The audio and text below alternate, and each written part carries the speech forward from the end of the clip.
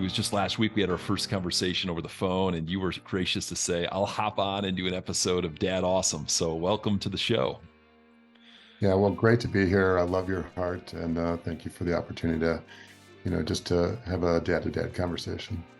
I have over 14 pages of notes to help guide our time, and that's good and bad. Sometimes I'm like, you'll find I'll just be hustling to the next question. But I thought, even though I have so much to ask you about, you've given 26 plus years to this area of intentional fatherhood and just helping dads bring their love, their presence, their intentionality on the home front, and other male figures, other folks to fill this dad void. Like, you've given so much passion, but even though I have so much to ask you about your life, I want to ask about three others that have invested in you, that have been in proximity to you, that you've had a chance to interview on your podcast. So three people I'm gonna ask about, and anything that you've learned from them that could be applicable to me and our Dad Awesome community. So the first one is Ken Canfield, the founder of the National Center for Fathering. What would you say from his life, from his work? Is there any principles that you're like, I learned this from him that would be helpful for us dads? Yeah, well, Ken has been a dear friend for 27 years, and he was one of the two individuals that was working at the National Center for Fathering back in 1996, around the same time we had our fifth child, that inspired me to do something in Illinois to help create the Illinois Fatherhood Initiative. And we copied a page out of their playbook, which they were doing a essay writing program in Kansas City and then up in Minneapolis. And they had partnered with the baseball teams, the Royals and the Twins, in the respective cities. And they were getting a few hundred essays from each of their venues. And then they would just like pick 3 or 4 dads to recognize on Father's Day. And I'm like, well, geez, we have 2 baseball teams in Chicago, Yeah.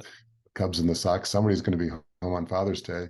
Happened to be the very first year, 1997, the Cubs were home. So we approached the Tribune, who owned the Cubs at the time. And, we said, we'd like to do this essay contest. This is how it's going to work. I reached out to the superintendents, the 3 top superintendents in the State Board of Education, Chicago Public Schools, the Archdiocese of Chicago, and they were all on board with what we were doing, because they know that when both parents are involved, i.e., how do you get the dads involved, all the educational outcomes go up.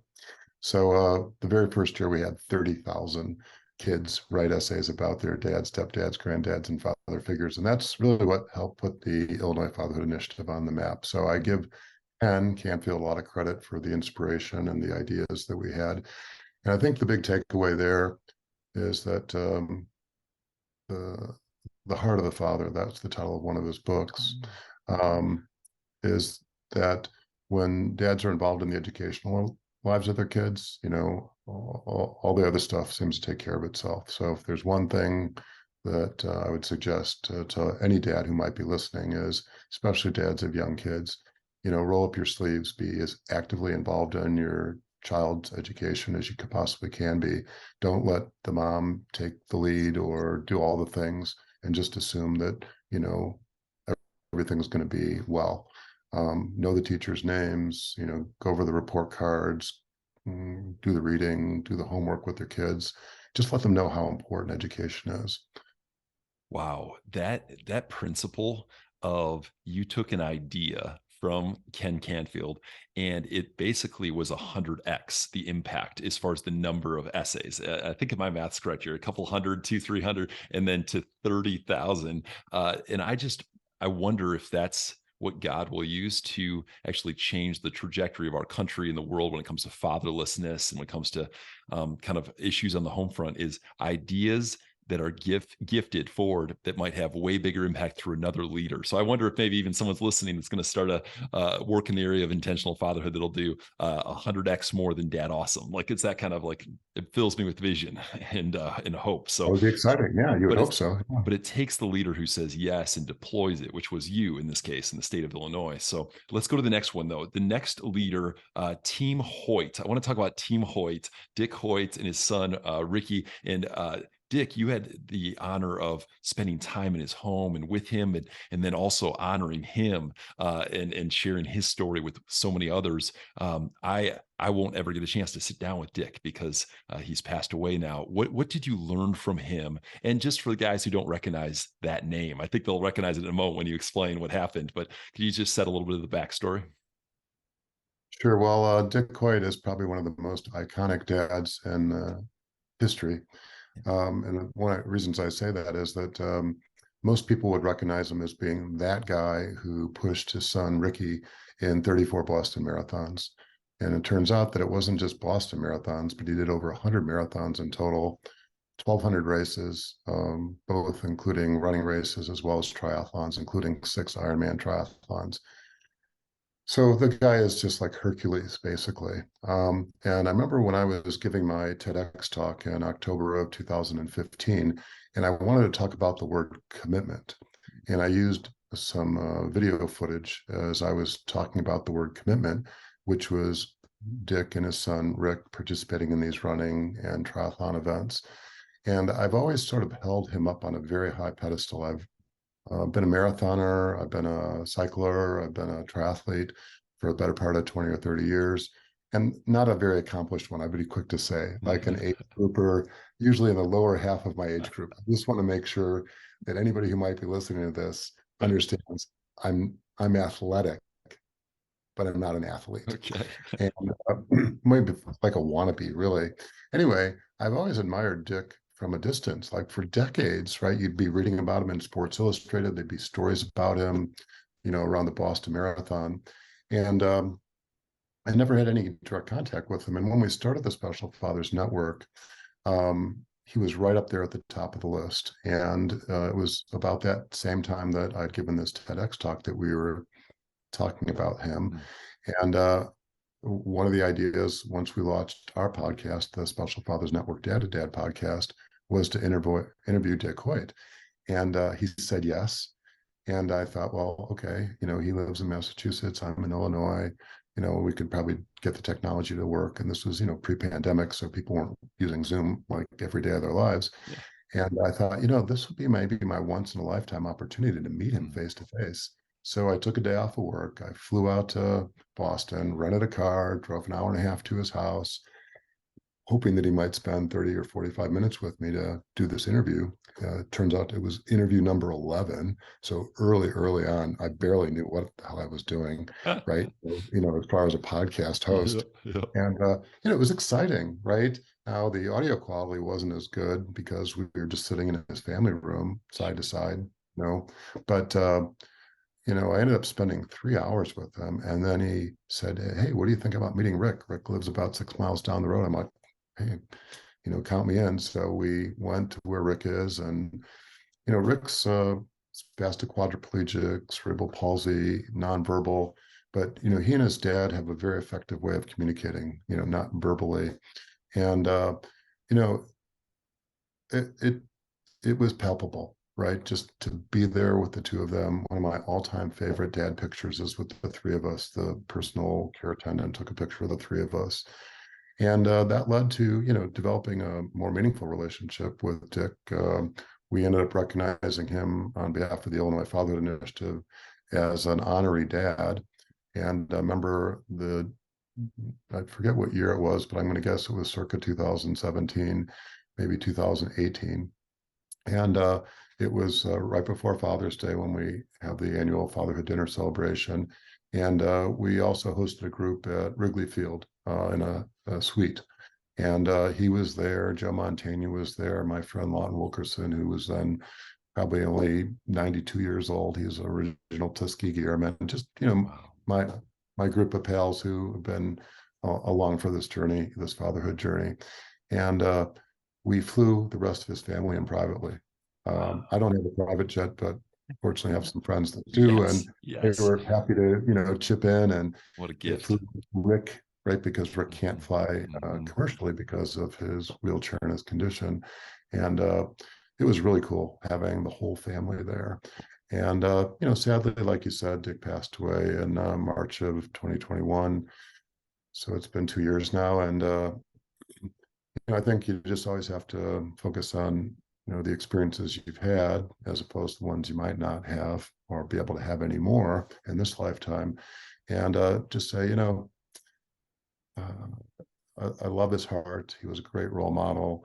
And he was the one that sort of busted down the door for individuals with disability to participate in sporting events. like he did pushing Rick. And then he passed the baton to a guy by the name of um, Rooster Rossiter, sorry. And Rooster created something called Ainsley's Angels, and Team Hoyt still exists. There's a Yeah. number of chapters, but Rooster took that idea that Dick had and put it on steroids, right? And there's Ainsley's Angels in, I think, 35 different states, 70 different cities, and they purchased over 3,000 chairs, these bright pink chairs that they use to push individuals that wouldn't otherwise be able to participate in these running events. And I've got one of those chairs in my garage. I've done marathons. I've done half marathons with Ainsley's Angels. It's a beautiful thing. So another example of a spark that now the fire's bigger than they could ever imagine that was handed forward. And I mean, any of us dads who just feel like we're in a valley moment or like, man, I don't know if I'm going to make it. I don't know if I'm going to be able to stay in this family, in this marriage, in this like pursuing the hearts of my kids and staying helpful and active and engaged. Just watch a 2-minute clip. Team Hoyt, just search on YouTube, or I'll link a couple examples of some documentaries they did. Like all you have to do is see what this dad did, see what Dick did, and then the quote that his son after the first 5 mile, the very first run. Do you recall the quote of what his son said? Oh yeah, my recollection. I'll probably be paraphrasing Yeah. it, but it was along the lines of, when we're out there running together, Dad, it's as if I don't have a disability. It disappeared. The disability disappeared. Yes. I mean, that we can do that. All of us, does not matter. What our kids are all struggling with something. And we can, by being a dad who says, yes, you can. That's their phrase. Yes, you can. Persistent dads who stay active and stay. I mean, what a gift to our kids to set them free. And it changed his world. It changed his son's world by being a dad who said, I can do something. He wasn't even a runner at the time at all. Oh yeah, So it's an amazing story. I would read the book. There's books that both of them yeah. have written, and if you're going to put a clip in the show notes, get the one that is set to the song by Mercy Me. Yeah. I It's can really only imagine. powerful. Oh Yeah, my it's a goodness. tearjerker. Yeah. Goodness. Yeah. Okay. The third individual who I know just had changed your life and the trajectory of your entire life is your grandfather, Sam Solomon. Would you talk about him for a few moments? Oh yeah. Well, the short story is that my parents split when I was 6. My younger brother was 5. My mom raised me, and my younger brother is a Chicago public school teacher, which is to say there weren't a lot of resources. And if it wasn't for my maternal grandfather, Sam Solomon, I don't know where I would be today. So he was my role model growing up. I was the oldest of the 3 grandchildren. I was actually born on his birthday, so we shared a special relationship. And I knew him not just as a young guy growing up, but he lived to age 93. He died when I was 39 in 2021 or 2001. And I think about him every day. He wasn't a perfect person. He had his flaws, had a little bit of a dirty sense of humor. Super frugal guy, which I sort of resented a little bit along the way. But I think as a Depression era person, he was first generation American. He was the first person in his family born in America. I was the first person in my dad's side of the family born in America, so we had that in common as well. And um, it gave me some insights about the work that we're doing, the work that you're doing, is that, sometimes the biological dad can't be there, either by choice because of divorce, or maybe he dies, or he's incarcerated for that matter. And there's other individuals that can play an important role in our children's lives. And, instead of saying, oh, too bad that, so-and-so's not involved, maybe we think, what can we do to pick up some of the slack? And I hope that's not the situation with any of my children or grandchildren, Mhm. that their dad wouldn't be involved. But I have made it an effort as a result of my experience and the role model that he was to me, to look out for the other kids that are growing up without their dads. And maybe it's just doing things with them, being a mentor to them, including them in an activity. One of the things I really enjoyed doing as a young dad myself was coaching baseball, in particular, travel baseball. And a lot of the kids, dads weren't involved. They wouldn't be coming to the games, and not necessarily because the parents were divorced, but in some cases it was the situation. And they look up to you, right? As a role model, right? As what I think of as a positive adult male role model. I tried to be a positive adult male role model. I did lose my temper a couple times, but none of us is perfect. Yep. And sports plays an important role in society, and I know a lot of guys can relate to that. Um, and really, what we're teaching is not the sport. And baseball is, something I knew a little something about, but you're trying to teach them about life through the game of baseball, right? About the importance of teamwork, about the importance of practice, attention to detail, and you know, just having respect, for yourself, respect for your teammates, respect for the other team, and how do you accept loss, right? Yeah. Because that's part of sports is winners and losers, and there's a way to be a good loser, and there's a way to be a good winner, and Right. there's ways to be a bad winner and a bad loser for that. Yep. Yep. The flip side. So anyway, Mm. I could go on and on about my grandfather, but I'm just so grateful that he stepped into that void. And when I was growing up, and for the first, I don't know, 36 years of my life, whenever anybody would ask me about father figures, I would just jump to my grandfather. And, maybe I was covering up for the loss and the anxiety that I experienced, not growing up with my own dad. And I'm not proud of this. But I didn't have a close relationship with my dad, even into adulthood, right? And sadly, he passed away about 5 years ago. Um, I guess I'm proud of the fact that my kids all knew their grandfather, my dad, about as well as they could. We always invited him over for birthdays and holidays, and we'd go over to his house periodically. And I thought it was important that they know who he was. We took a trip to Germany after my grandfather passed away, his dad, and traced the family's roots. This is where my dad was born. He came to the U.S. as a 7-year-old immigrant. They didn't speak the language. They were persecuted. They were German Jews. This is a year before Nazi Germany invaded Poland at the beginning of World War II. So, looking back on it, my dad did, I think, the best job he could. And it was unfortunate that we didn't enjoy a more traditional father-son relationship. But I think the pendulum swung one way, not having him in my life or present. And maybe I'm overcompensating a little bit. At least my wife thinks I'm overcompensating for it, with doing all the advocacy for Mm. fathers is done. And occasionally she would get frustrated with me, as Michelle might get frustrated with you, and say, hey, Mr. Fatherhood, maybe you just need to spend some more time with your own kids as opposed to trying to solve everybody else's problems. This is a real, I mean, I haven't been called out for that very often on this on Dad Awesome, but it's so true because actually it takes less of my heart, of my hard work. Like it takes less to help other dads than it does to actually do the day in, day out. Like we talk about dad awful, dad average, dad awesome, and like I don't want to be dad average, swinging once in a while to dad awful for my own girls, but yet lead a ministry called Dad Awesome. So it's a real tension, and something we need our wives. to keep bringing us back to like, hey, how about the home front? So I do want to though call out about your grandfather. I think when you honored him at his funeral, the Ralph Waldo Emerson quote. Can I read that? Is that true? That's the one that you read? Okay. Oh yeah, yeah. Something Your something, accent speaks so loud I can't hear what you're saying. Oh yeah, I remember it like it was yesterday. and I'll read it one more time to make sure our guys hear it. Who you are speaks so loudly, I cannot hear what you're saying.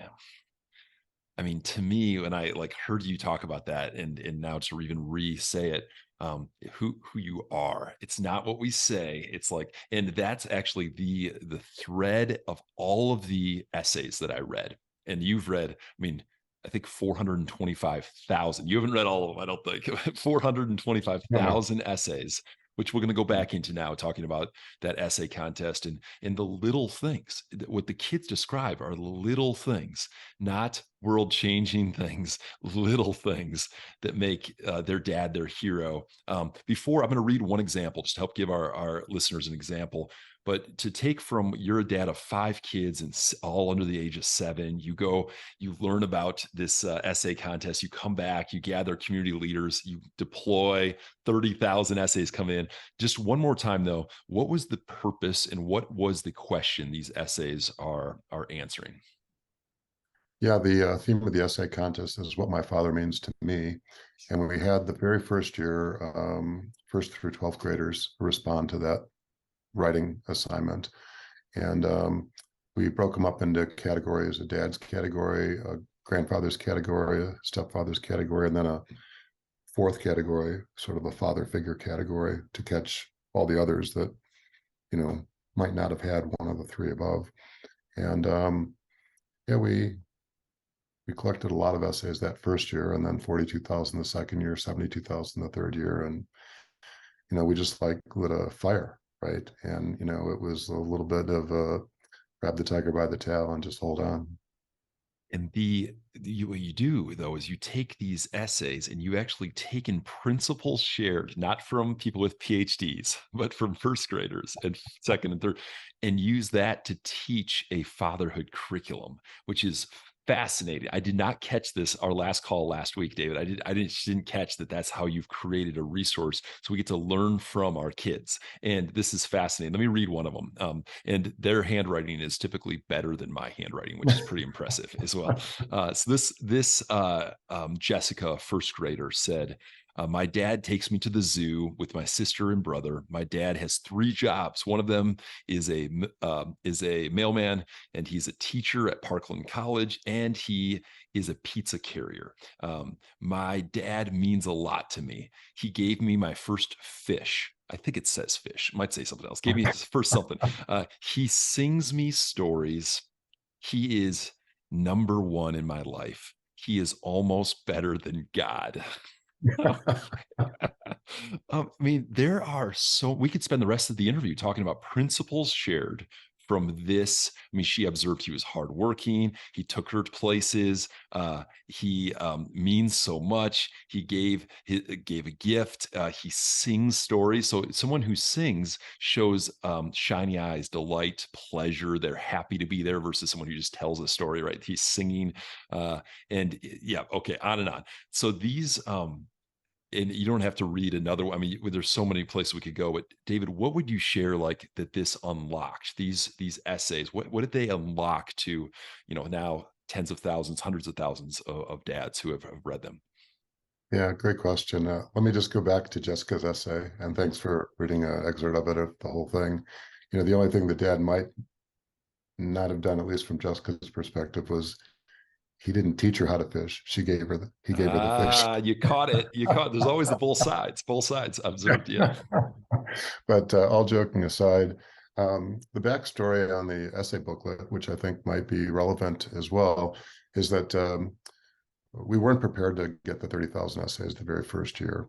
So we scrambled, recruited 400 volunteers, men and women, young and old, people of means, and in some cases, sitting elbow to elbow with incarcerated dads, helping evaluate what the kids of Illinois had to say about their dads and stepdads, granddads, and father figures. And then after the essay reading took place, we were like, oh my God, it would be too bad if only those 400 people saw what the kids of Illinois had to say. So somebody said, what do you think about an essay booklet? I'm like, well, that seems like a reasonable idea. We scramble, we select 24 of the essays, 2 per grade, first through 12th grade. We sprinkle in some of the unsolicited artwork from the kids in kindergarten and first grade. Yeah. And we put this little essay booklet together, get it printed with a little $5,000 grant. I had this idea of turning this $5,000 into $50,000 would be the seed capital for the Illinois Father Initiative. And it, it did not work out that way. Uh, we did get the 5,000 essay booklets printed for $5,000, so $1 a piece. Yeah. And our goal was to sell them for $10 each. And we got the local food store, Jewel Osco, to give us end caps, right, to help us promote this. So everybody was just sort of coming together, rallying together, try to see if we can, raise awareness and some resources for this new fatherhood initiative.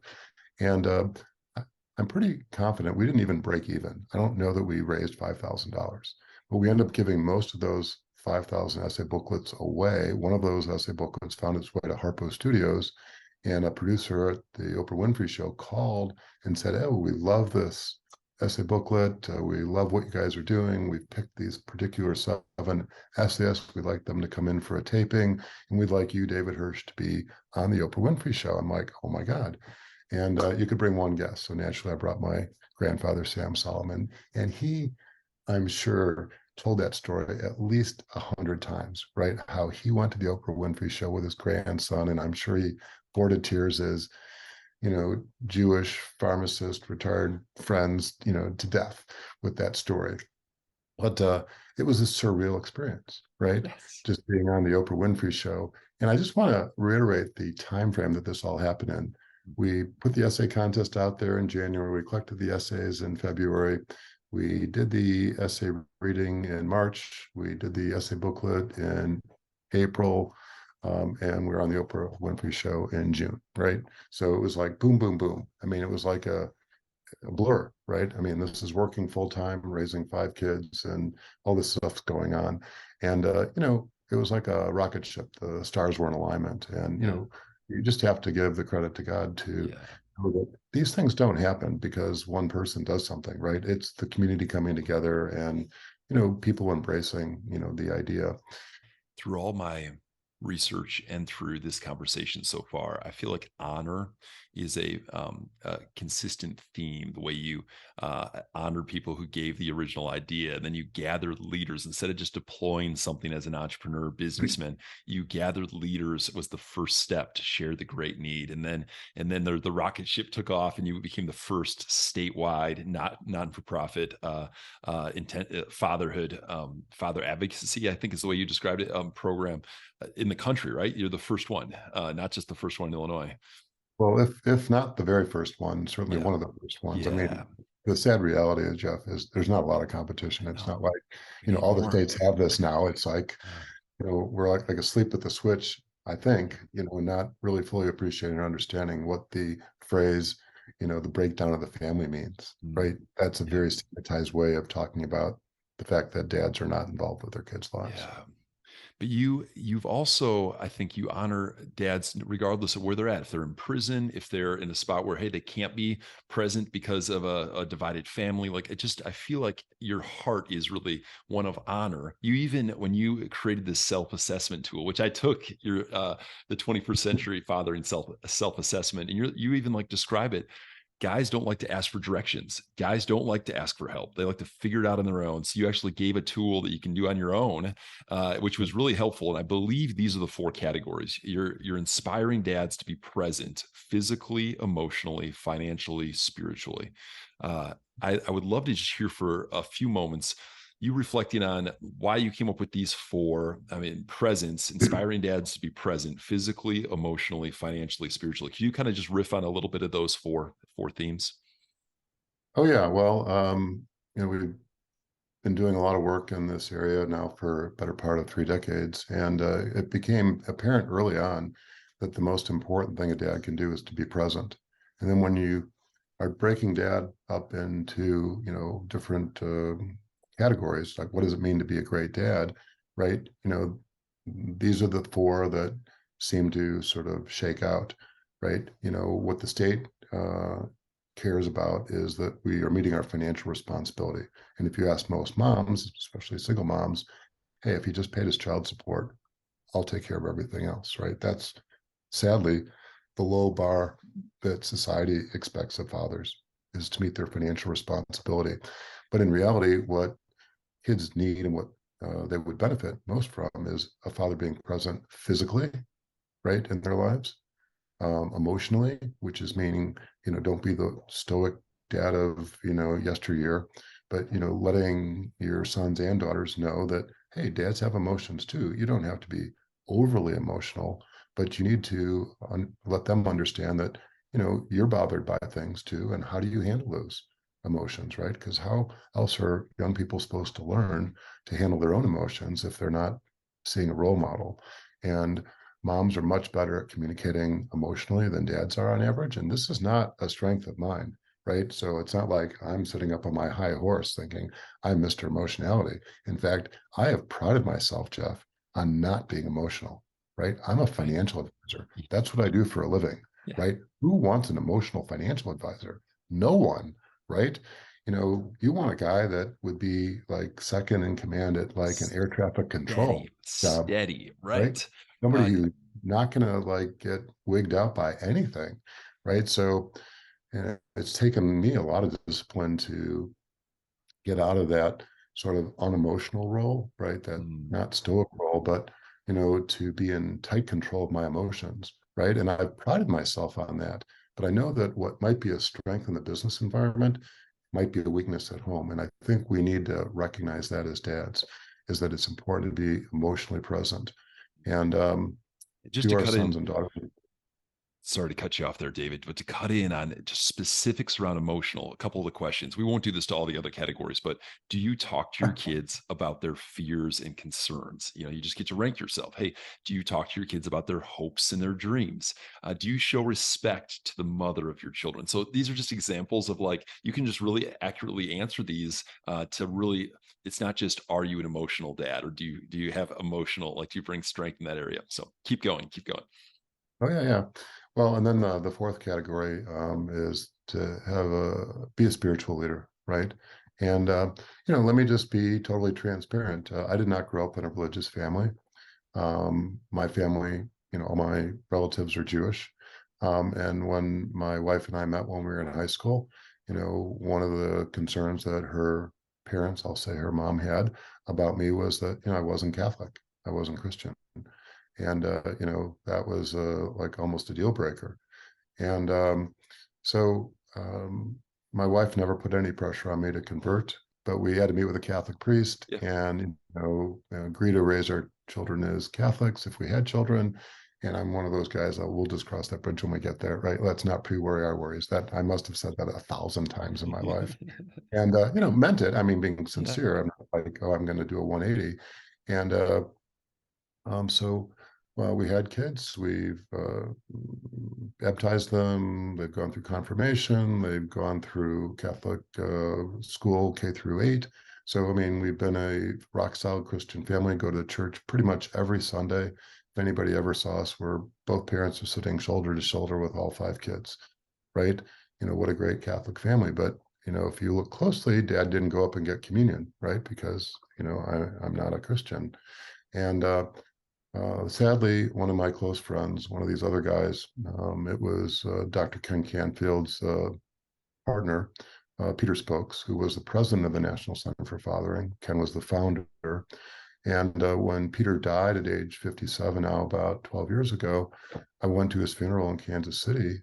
And it was like God was talking to me Wow. one on one as a result of his funeral, right? I witnessed how his children, he had 6 children. So we had a lot in common, Peter Spokes and I did. He was the president of Yoplait before he punched out of his corporate job and said, I want to do something closer to my heart. Moved his young family, some of them weren't still in high school, to Kansas City, away from his parents, away from Barbara, his wife's parents, families. Their roots were all up in Minneapolis. Moved them all to Kansas City and followed his passion for dads. And when he was eulogized at his funeral by his 2 older kids, uh, Pete and Megan, um, they were sad that their dad died. They were in their 20s, but they weren't like bawling, couldn't communicate. Um, they they respected him for the role model that he was, the godly figure that he was. Mm, And what dawned on me as a result of being at his funeral was I don't have that relationship with my kids, right? mm. And it was like it was a big wake up call for me, right? I remember thinking about it, came home, told Peggy about the experience. She said, well, maybe you should talk to a Catholic priest. So I didn't want to reach out to the priest at our own parish because I didn't want to be one of those people that stood up in front of the congregation every Sunday and got hauled away to go to wherever they take those people. So I reached out to a Catholic priest who is a good friend of the family, Father Brito, still a good friend of the family. He's married our older 2 kids. And I met with him, went to lunch. He said, "Oh, it's obvious that, God's speaking to you, but let's not be too hasty. It's taking you the first 49 years of your life to get to this point. Let's make sure that we push the pause button." And he said, "Read these books. Let's have lunch in a few months. And if you still feel the same way, maybe it's something you should follow through on." And 3 months goes by, I read all 4 or 5 of the books, and I was like, I'm still stoked, right? I need to do something, right? I feel like I need to do something about this. And I went through the RCIA program, Rite of Christian Initiation for Adults. And, I've been a Catholic Christian for 11 years. And, my wife was the most surprised person of all the people on the planet that, this happened. And the only person Uh,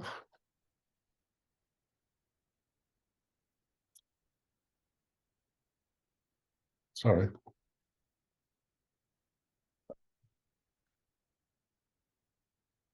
Hmm.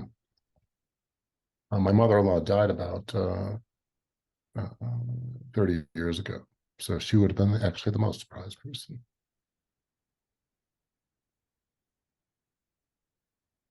Got off on a little tangent there. Sorry.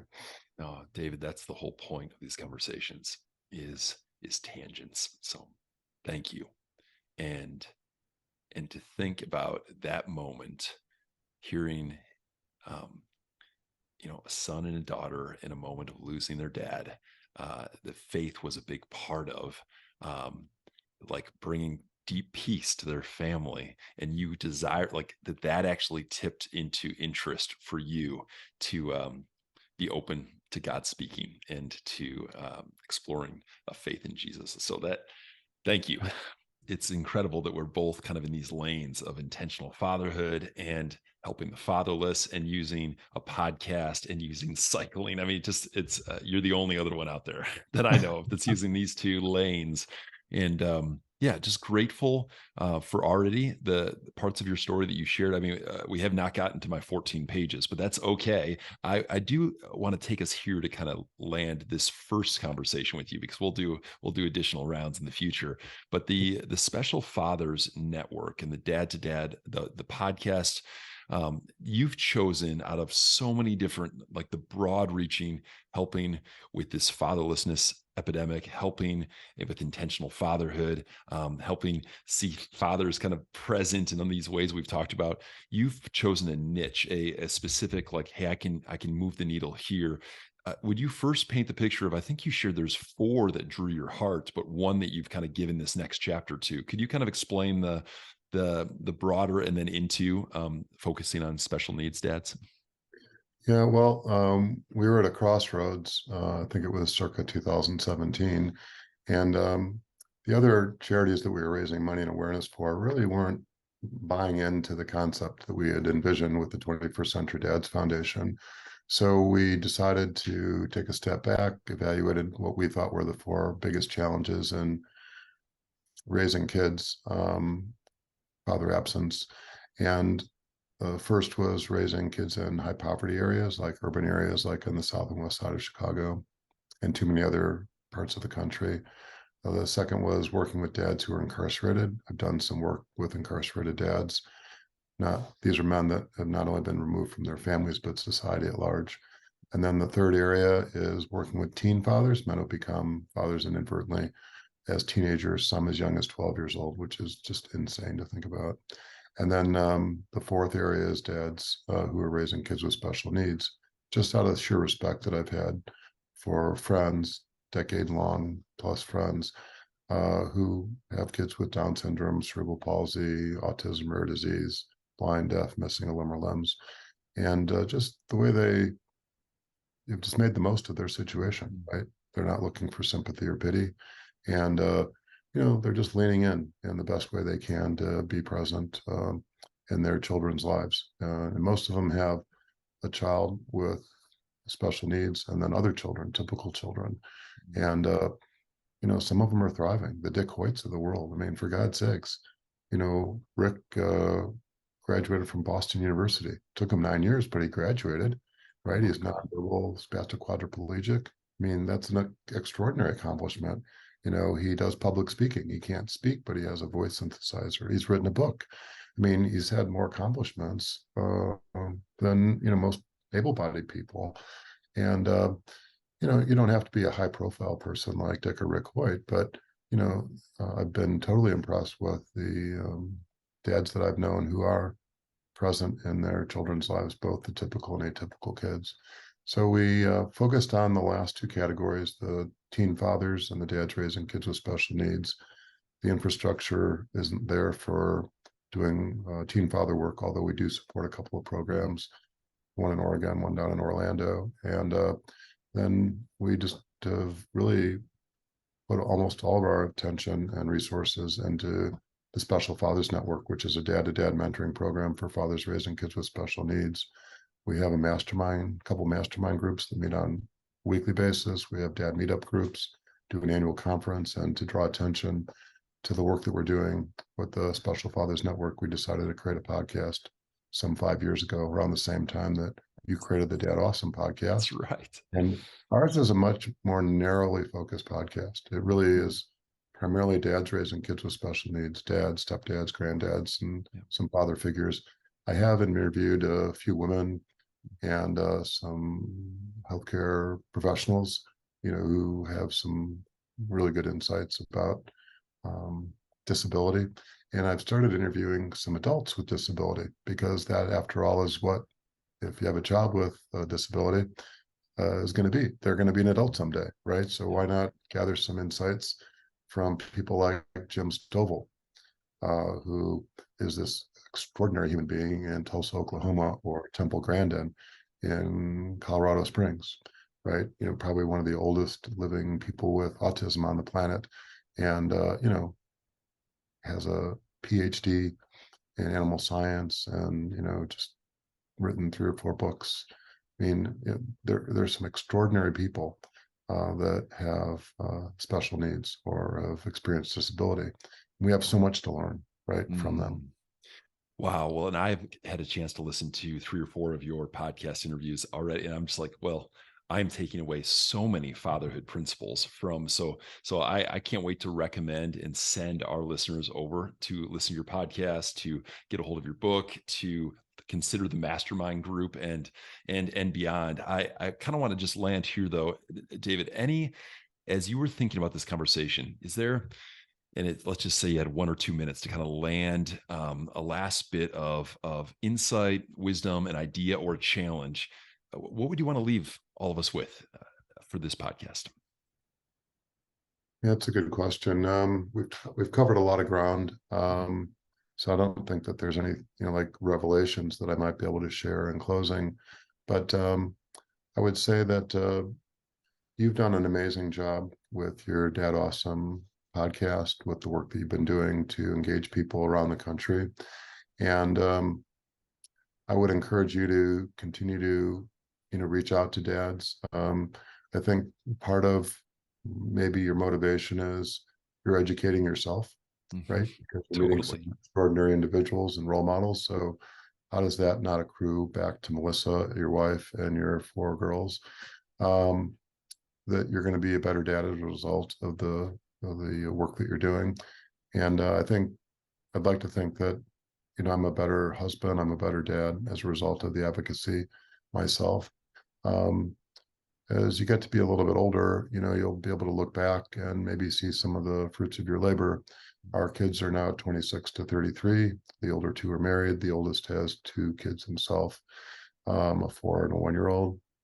So we're, going around the track again now with grandparents, which is really cool. Yeah. And I would just encourage dads, wherever you're at, to be present, like we talked about earlier, not just financially, being the traditional financial provider, but to really challenge yourself to be present physically, even if you don't live with your kids. Um, Try to be more present emotionally, even that might take more of an effort for most guys because we're not emotional creatures as much as women are emotional creatures. And then, you know, some dads are born, we refer to them as cradle Catholics or cradle Christians, right? You don't know anything different. But if you're not the spiritual leader in your family, like I wasn't the spiritual leader in my family, that doesn't mean you just have to say, "Oh, that's just the way it is." Maybe there's a call in your life, right, to do something in the spiritual realm, Yeah. and don't don't just assume that your wife wants to do it all herself or that it's her responsibility. And look for the voice, right, Yeah. that might be encouraging you to step up and take more of a leader role in your family from a spiritual perspective. Thank you. And you believe in your TEDx talk, you shared this quote from this anthropologist, Margaret Mead: the supreme test of any civilization is whether or not it can teach men to be good fathers. So thank you for the contribution over 26 years of helping teach men to be good fathers through the words of children and many other resources in moments of honoring dads who have chosen to step in with their whole hearts.